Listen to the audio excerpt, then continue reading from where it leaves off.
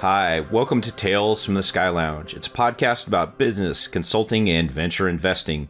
We get out there in the world and we talk to people who are making it happen, and we get their stories. So today's guest in the SkyLounge, Marc McCarthy. Hey, Marc, welcome to the SkyLounge. Hey, Todd. Great to be here, and thank you very much for inviting me. So, Marc, why don't you give us a little bit of background? Who are you? Yes, well, so my name is Marc McCarthy. And as you can hear from my accent, I'm British. I'm based out of the UK. And I've spent the past 5 years crossing the Atlantic, doing business on both sides, both in the US, Europe, and the UK. And basically, that's kind of become my speciality. I've realized over the years that this is really what companies need. They need help in many different ways, whether it's from a sales approach, like how do you sell into the US market, right through to how do I even expand? How do I set up? What does it mean from a tax or corporate perspective? So to help companies along, and particularly B2B software vendors, I've set up my own company called ProConsult IQ, and that's what we do. We specialize in helping companies on both sides of the Atlantic gain foothold into new markets. And it's a very exciting time, especially now that COVID is over, the markets have opened up. We're a few years beyond, and there is a little bit more resilience in the market now, a little bit more money coming through for investors to really help companies expand their footprint and enter new markets. So a lot to unpack there. This is very exciting. So, I'm in the U.S., obviously, and by my accent, and we often, I'm often in the room when people are talking about how do we get to Europe and expand. It's interesting to get your perspective on the other way around. So you've successfully gone from Europe and then opened up an American market a couple times. So why don't you talk about that process, and then, what do you think about when you're going to go into the American market? How do you, is that a phone call? Do you fly over here? What's that process look like for a typical company that's in the EU? And then what are some of those considerations? Yeah, that's a really great question. And there's so much to talk about when we just consider it. I think, firstly, on both sides, the first thought is, well, I'm going to go to that market. First of all, their name starts with United, so there's already some sort of commonality. Then there's the shared history, of course, between the two nations, and of course, at the end of all of that, the language as well. So the first basic assumption most people make is it's an easy transition. It's easier for a UK company, for example, to move into the US than it is to move into, let's say, France or Germany, even though they're just here at our doorstep. The assumption is because we share the language, it should be straightforward. Well, it's just not. I think British firms in particular fall into a trap of assuming that this is an easy transition, and the reality takes many different avenues if we think about it. So first of all, culturally, we're not as aligned as we'd like to think we are. Basic things, sales openers, sports, for example. We like our football, and you like American football. Obviously, the two are very different. Just starting with that, and what can I transcend then in conversations, just in the opener of conversations, is already very limited.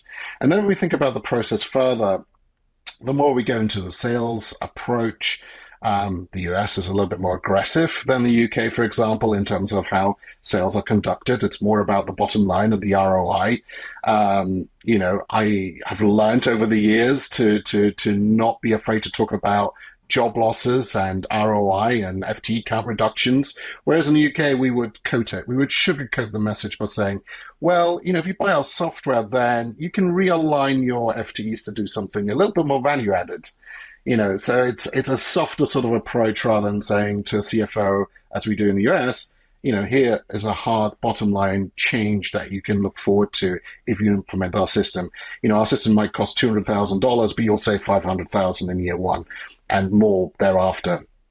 So already there, we can see how the two cultures are a little bit different. The British tend to be a little more reserved, for example, less brash, and therefore, they're not as open in their conversations, and maybe they're hiding behind,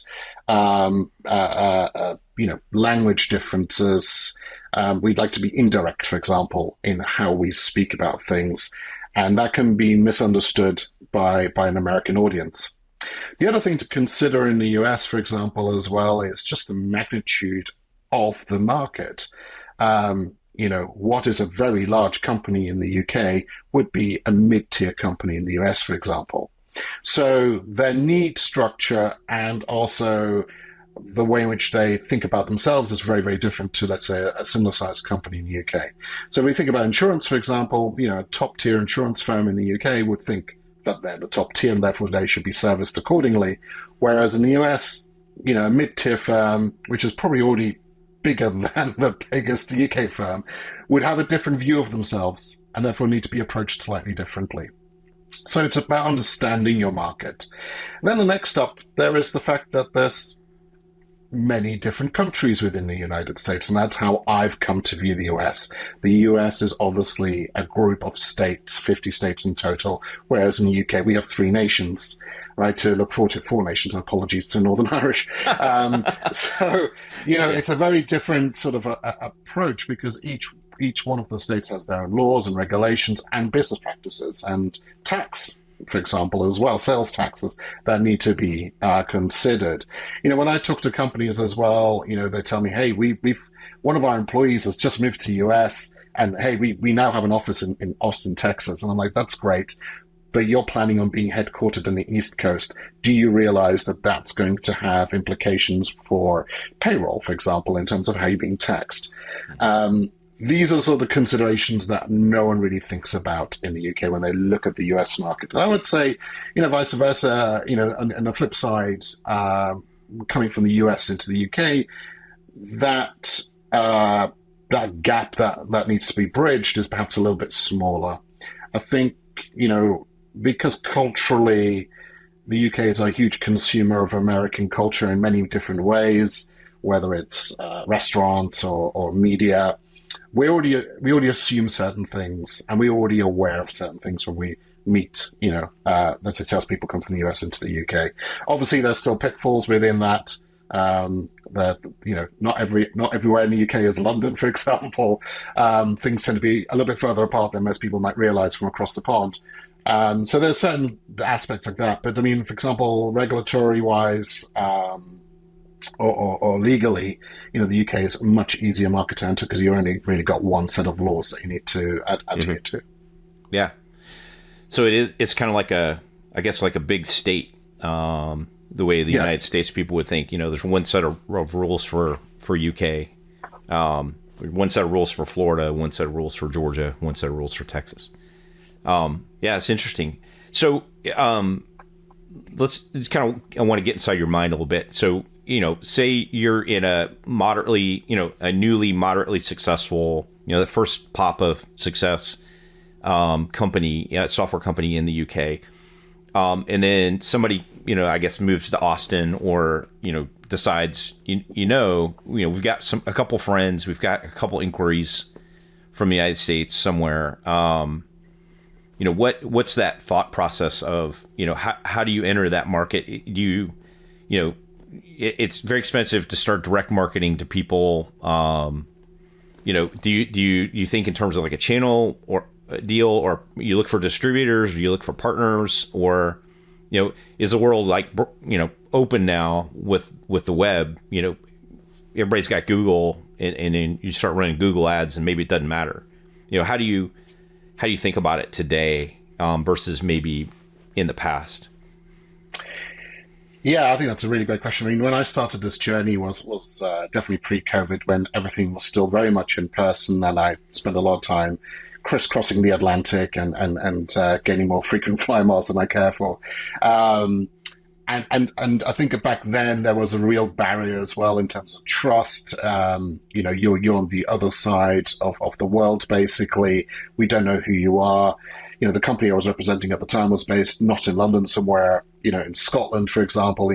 how does that, how do you communicate that across the pond? It was an incredibly difficult time to sort of gain the traction that we wanted to gain. And then I would say pre-COVID, if someone had come up to me and said, well, how do I enter the US market? I said, well, there's two key ways. The first way is, well, how much money do you have to build a real marketing and brand awareness approach and really just flood the market, or go through some sort of channel, build up agency arrangements, build up resale arrangements, get as many partners as you can, get the word out.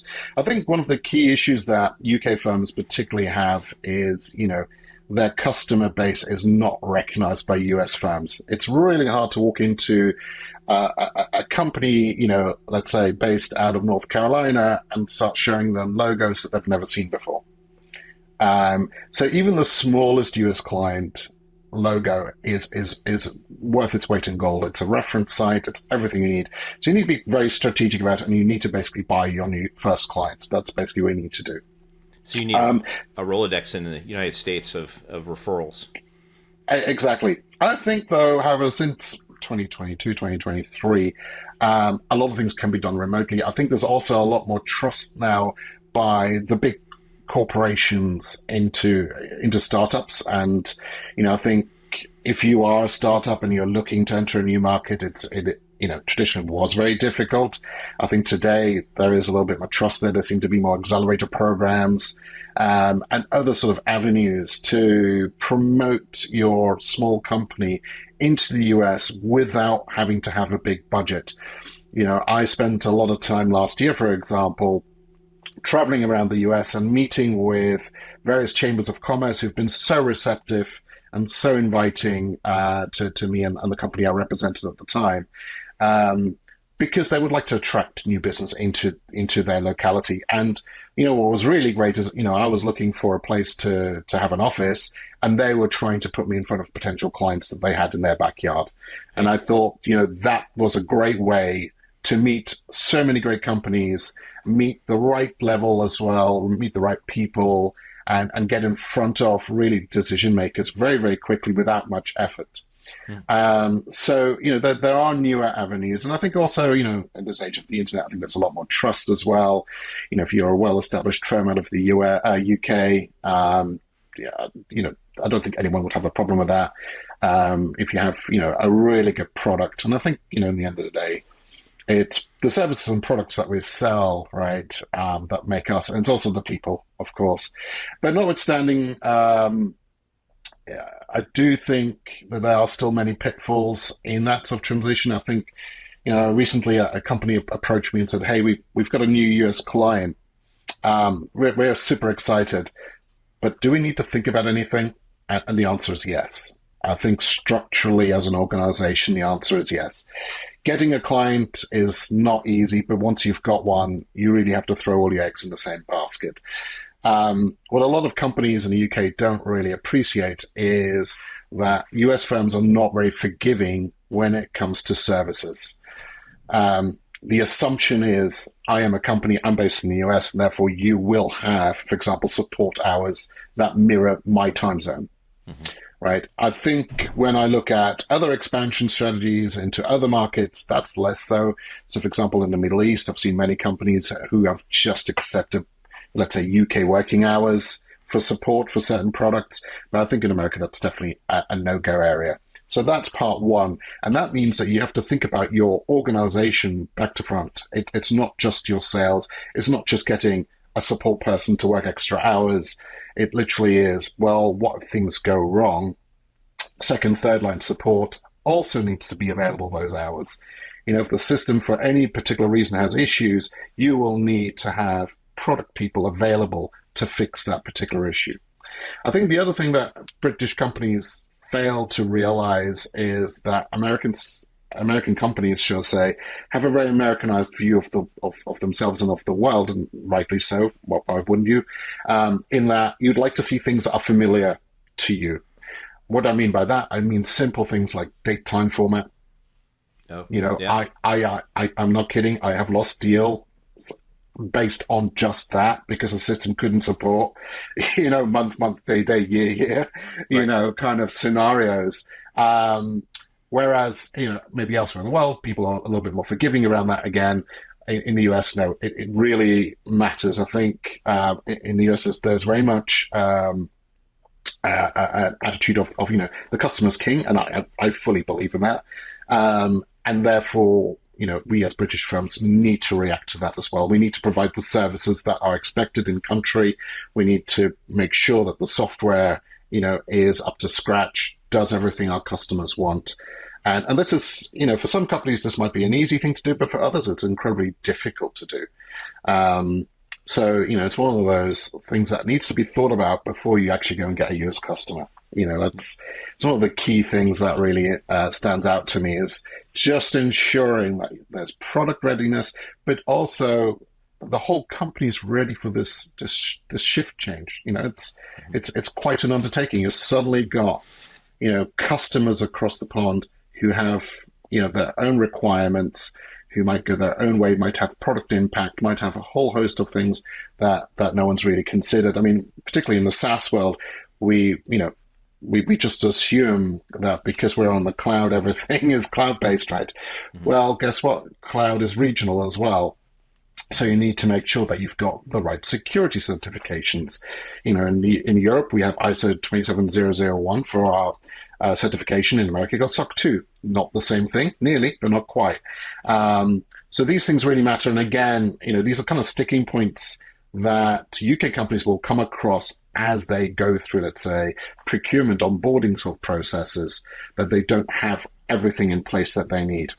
And the same is true for incorporation. So it sounds like there's kind of a crawl, walk, run process here. It's old-fashioned shoe leather, where you get on a plane, you go meet some people in real life, and then you open some business. And then the problems kind of start once you get the client, right? So it sounds like there's all kinds of things to consider in market. And I think this would hold true no matter where you went in the world. Time zone sensitivities are a thing. Yeah. Right? People don't like to wait. Maybe some people are more used to waiting, but they still don't like it. And then, at what point, do you, it seems like the cleanest way in would be to partner with someone or to, co-sell with somebody who's already in the market. And then at some point people start recognize your name powered by whatever. And then, at what point do you think about, hiring somebody in market, opening an office and, opening an office post pandemic, is a different set of things than it used to be. You might not even have to have real estate to open an office, in a new market. How do you think about what's the right sequence of things? And then, when do you hire people in market, or if at all? I think that's a fantastic question. I think there's so many different ways of answering that. So in the UK, we still have very much this mentality of an office. So even though, a lot of people work from home, there's still this notion that there's a centralized office or set of offices. And the one thing I've learned traveling in the US and even before COVID was that a lot of senior people like yourself don't necessarily live in the same city that they work in, mm-hmm. or the company that they work for. And that's just a fact of life. So a lot of UK-based companies still have this idea. I'm going to go to New York. I'm going to open an office in New York, and I'm going to staff it with people from the Tribeca area.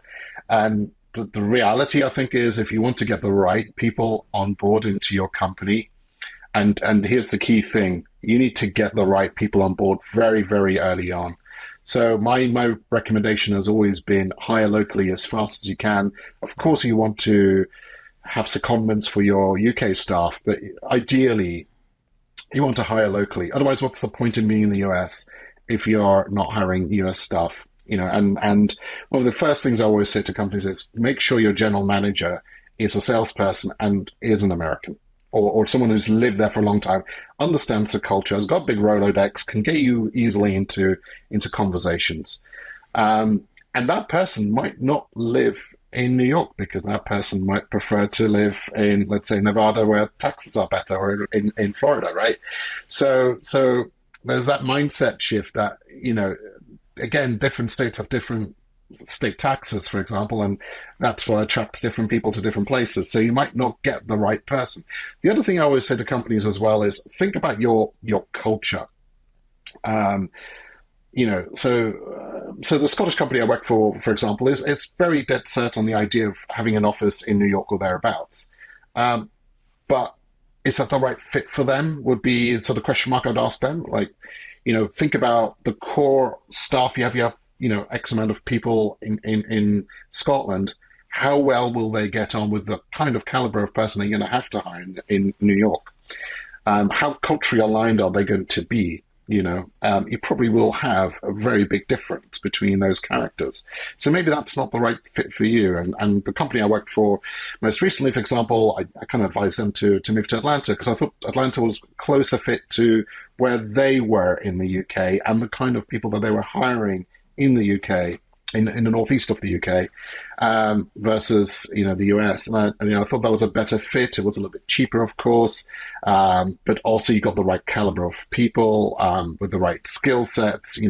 Look. I always say to companies, look at where you want your office to be, and look at the other. The companies that are in that area. Are they within your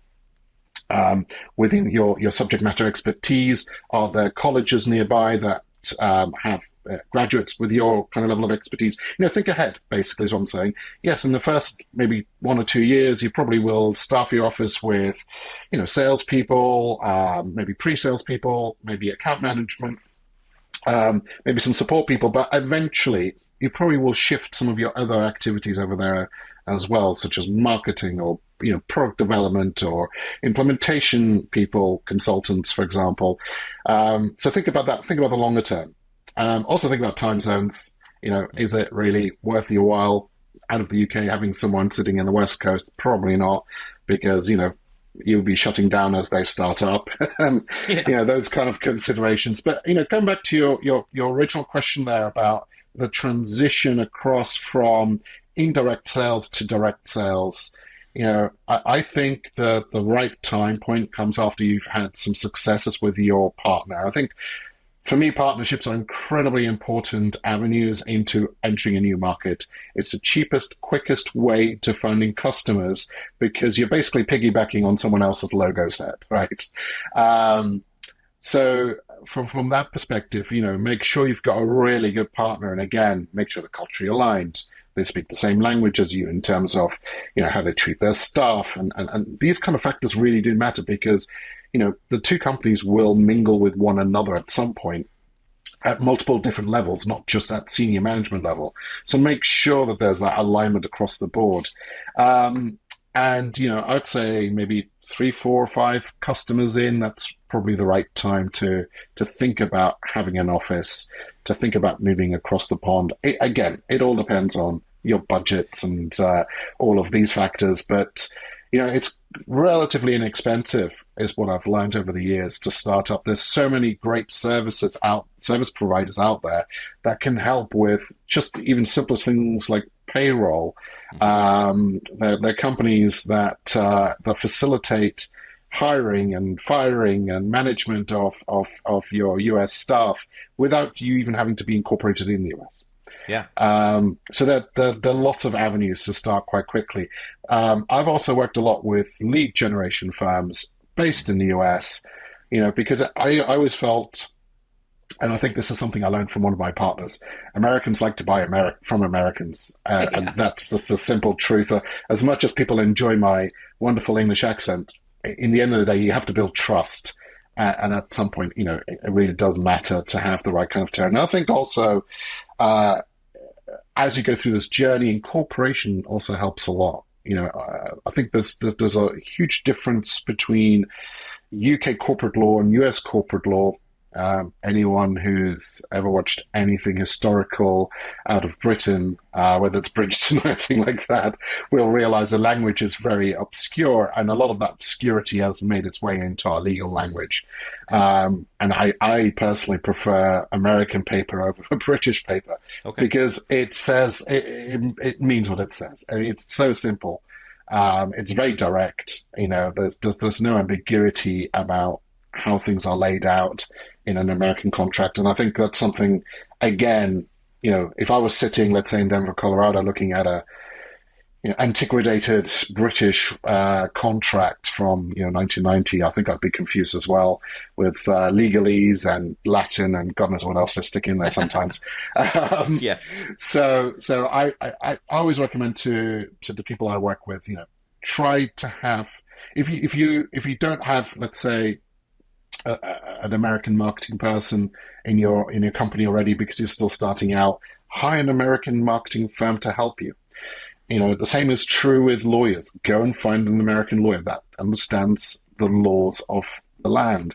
We do have great lawyers here in the UK who do have a lot of experience with US law, but there's nothing that beats an actual lawyer that's been in courtrooms and has successfully managed a lot of clients. So try to immerse yourself across the pond as quickly as possible. Try not to rely on British services.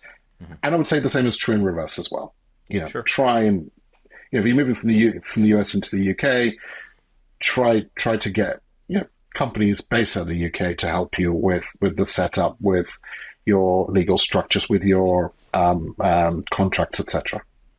So you got me thinking here, got a kind of a PE lens hat on. So there's a subtle difference between partnering with someone to get you into a new market, which I think I've seen you do, and then also engaging in a channel partner, a distribution channel partner, where it probably depends on what you're selling, whether one of those two models would work. So, have you seen? PEs love to do roll-ups, right? And then so if you can find, in the first case, a complementary partner that will co-sell with you into a new market, potentially globally, right? And then it's kind of some interesting dynamics when you go global. How does that help, wind up the company or help with an exit or help with valuations? Is the sum of the parts greater than the whole? Have you been involved with things like that where, somebody comes in and says, hey, you guys work really well together. How about we make, this one big company? Have you ever seen that happen? I've not seen it directly happen, but I've been in many discussions about it. What do you think? So it's like, I don't know that I've seen a lot of like US companies kind of roll up. I've not seen many international ones roll up successfully. Like, what do you think holds, why is that? Why don't we see, why is that not more common? Or what are the things that derail those types of transactions? Because it seems like that's a super opportunity. You find two things that work great together. Why not, formalize the relationship?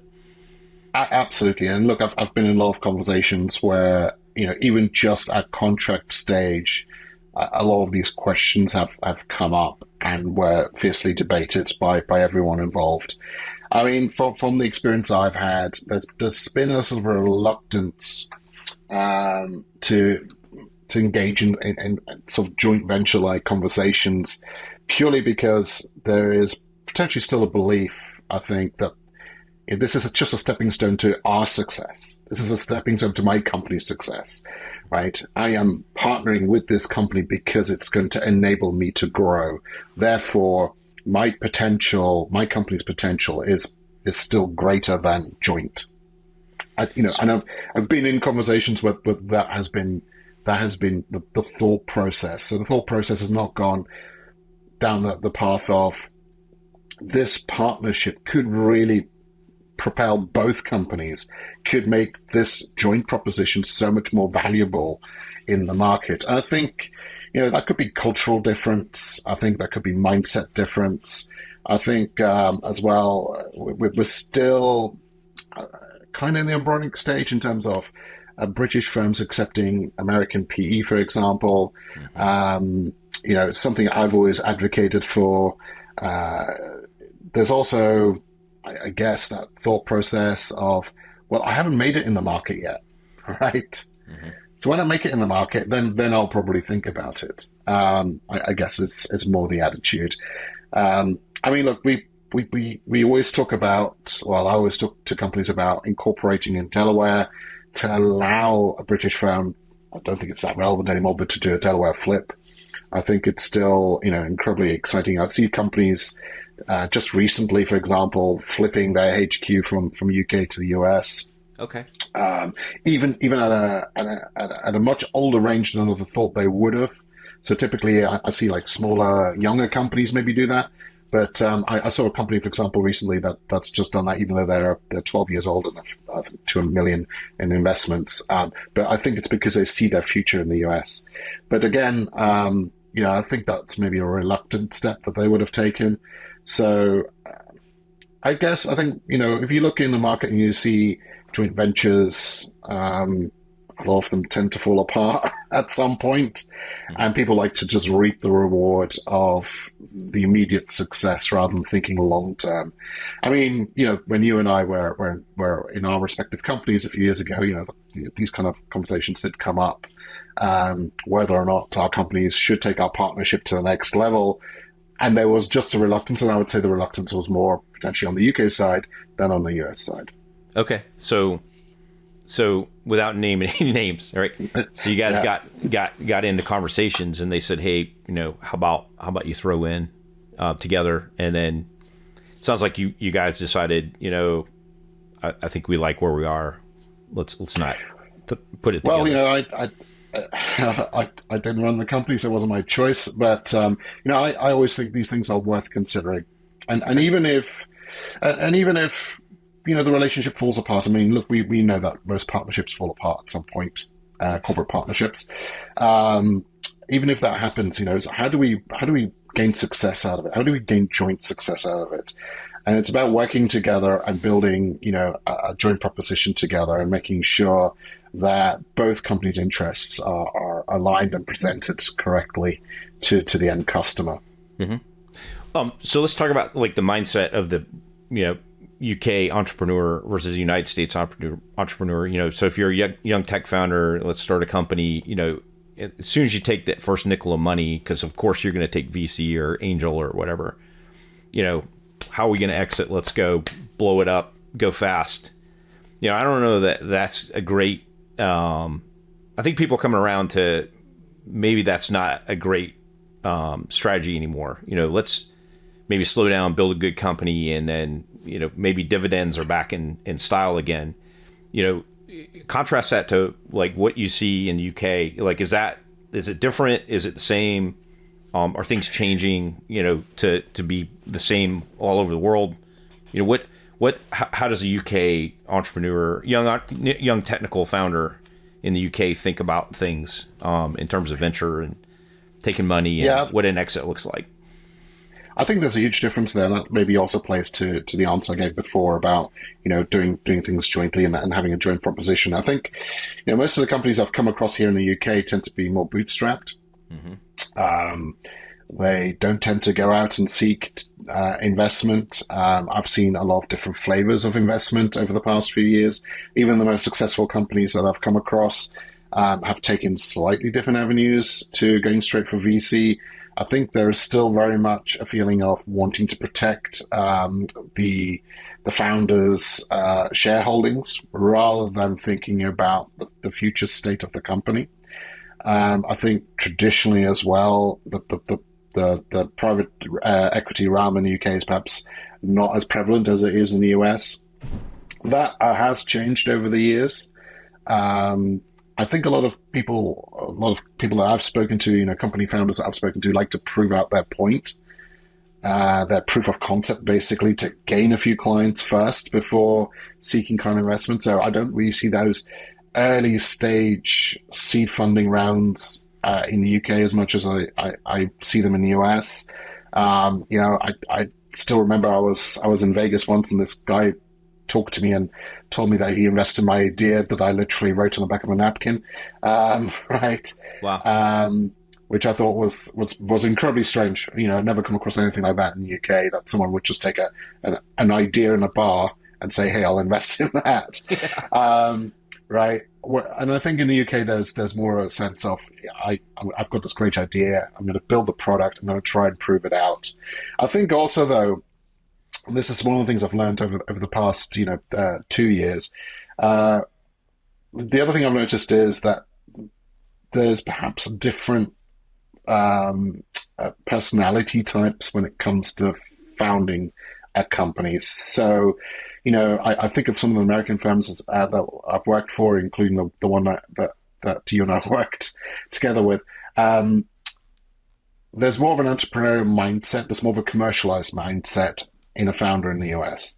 In the UK, more often than not, I find that the people starting up software companies tend to people who like software rather than people who tend to like business. Okay. And as a result, that sort of sense of commercializing their product doesn't take hold until much later on in their journey. So yes, they'll go and find some clients because they've got a great idea, they've got a great piece of software, but they're not really monetizing those customers. Those customers are not really paying the bills yet, right? So I think startups take a little bit longer to gain that sort of confidence in their own product set and their own company mindset before they want to take the next step, which is to obviously get investment to expand and push the company. And the types of companies that come to me to ask me for help with expanding into the US, a lot of them are maybe 4, 5, 6 years old, only just taken on investment, or are thinking about taking on investment, or have no investment whatsoever, and would like to find the cheapest possible way to enter a new market. Got it. All of which are very valid idea sets. I get the impression, though, American companies tend to go much quicker into, right, the idea has been proved out. Yes, it needs to be refined. Yes, we need to build it, but I need money for that. I need to get a team, bigger team for that. I want to sell my product quickly. I want to gain market share. I need investment very early on in the journey. So, it's fun. In the US, you have definite hot spots. Silicon Valley is the big one. New York, Boston. It depends on what else you're working on. But if you're in a not one of those hot spots, which is most of the world, I think it's a very similar story, right? You don't have access to investment capital early. You certainly don't have bars with napkins where you just get funded based on your reputation or you got the right T-shirt on or whatever. And I think there's more companies like that out there in the world. It's including the United States, but sounds like UK as well, where you start a passion project, you get it going slowly, right, and you bootstrap, and then you find product market fit, and it's just this natural organic growth rather than this crazy, trajectory that we all see movies about where.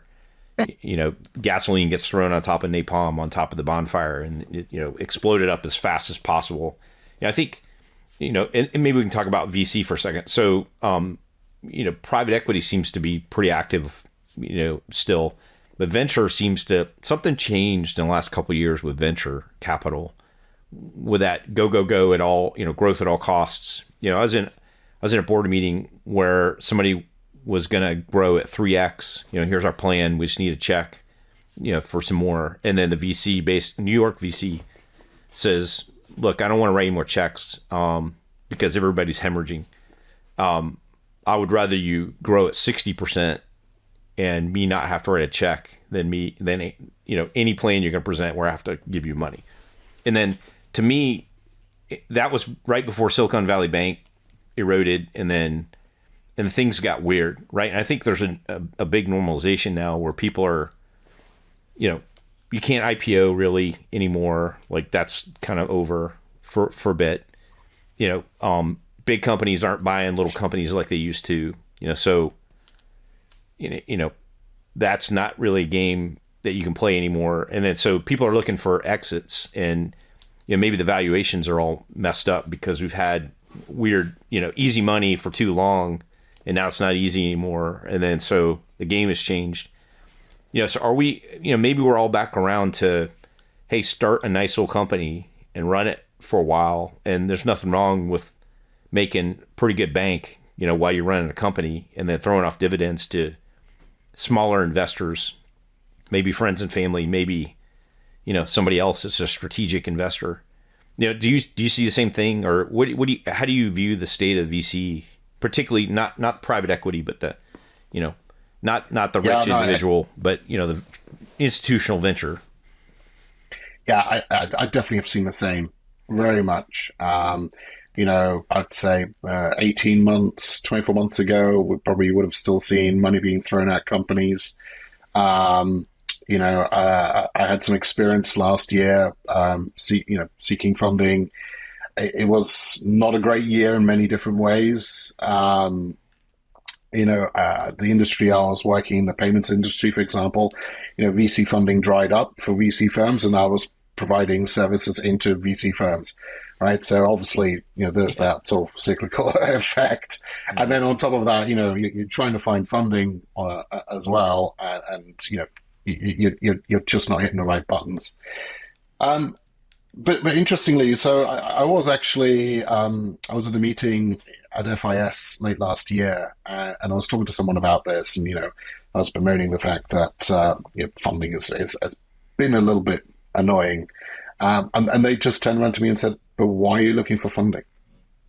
You know, um, if your company is making any kind of degree of profit, which we were, then why go out and find funding? You're just going to sell yourself. You're just not going to get the same deals that used to be out there. You're going to give away a lot more equity for less money. So what's the point?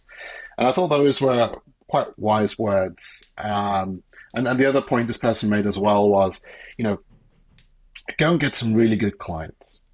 Just try the world's your oyster. If you have a good enough product, then you will find the right clients. You just need to keep going at it, build your network, and talk to more people, and then basically you get the right kind of logos on your company sheet, and then from there on, but things will move up in the world. And I think we're maybe too quick to assume that we need external funding to build our companies. I think what a lot of small firms don't think about is how their products are priced. So are they selling their product at the right price, or are they selling it at the wrong price? And the answer more often than not is they're not monetizing their product and their services well enough. So as a result, they think they need funding, but actually what they need to do is revise their pricing strategy. That's what they really need to do. I've seen some pricing sheets that have just completely made me laugh. I mean, honestly, people think that they are slightly under their competitors in pricing, and I can honestly say they were 60-70% below their competitors. And actually what the fallacy that they were going into, and this is the other thing that founders don't necessarily think about, they think, oh, we're cheaper, therefore people buy us. Well, if I'm sitting there in procurement for a very large company, I'm going to look at your pricing strategy. I'm going to see it's way off from your competitors, and I'm going to think your quality is substandard. That's what I'm going to think. Or you're desperate, right? Or something, right? Something Correct, weird. Correct. Well, and then so talk about volatility and pricing, right? We live in we've seen some crazy stuff in the last few years in terms of the economy globally, inflation and interest rates, and everything's changing. So, have you seen? Do you feel? I feel like it's a critical skill to be able to have dynamic pricing and be able to understand day in, day out, not just year in, year out, where you stand in the market, and then where the market is, and even if there is a market in some cases. Have you seen that? Like, people don't react fast enough and they just get clobbered by the market? I think the most common question I get after how do I expand my company into a new market, the second question I normally get is, what do you think of my pricing? How does it stack up? And I think we live in such a strange world when it comes to particularly B2B software. It's just incredibly difficult to understand what pricing your competitors are going with, unless they literally publish it on their website. And trust me, those that do publish on their website, they hide some of the real costs because they're just showing you the absolute base call price. Us for enterprise pricing, right? Yeah, exactly, okay, yeah. Right. And I've gone through multiple pricing strategy sessions with pricing expert consultants, and I have to say, walking away from all of that, my conclusion has been over the past 4 years of being in these kind of meeting rooms is that a salesperson needs to price according to the opportunity and the need the customer demonstrates. I think we're too easy. We're too quick to pigeonhole customers based on their corporate size, or to pigeonhole them based on volume metrics or processing or whatever other levers you want to think about. The reality is that even a very small company might have a very high regard for the product you're going to give them, and actually it's going to save them a lot of time and effort. And maybe the ROI is not immediate, maybe it's in the future, versus a very large scale company who, quite frankly, don't see much value in the product, but they know they need it. So I think you need to price accordingly. And I think, it's kind of understanding your customer, it's having a good relationship with your customer.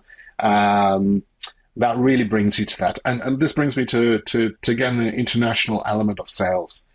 We kind of had this knee-jerk reaction during COVID to do everything on Zoom calls. The reality is, though, yes, a lot of the meetings that we would have had face-to-face in the past probably can be on Zoom. There's nothing wrong with that. But you do need at least 1 or 2 meetings face-to-face. It is a necessity. And I think it's a cultural thing as well, particularly in the US. There's an appreciation of the fact that you got on a plane and you went to Nowhereville, right, to meet someone.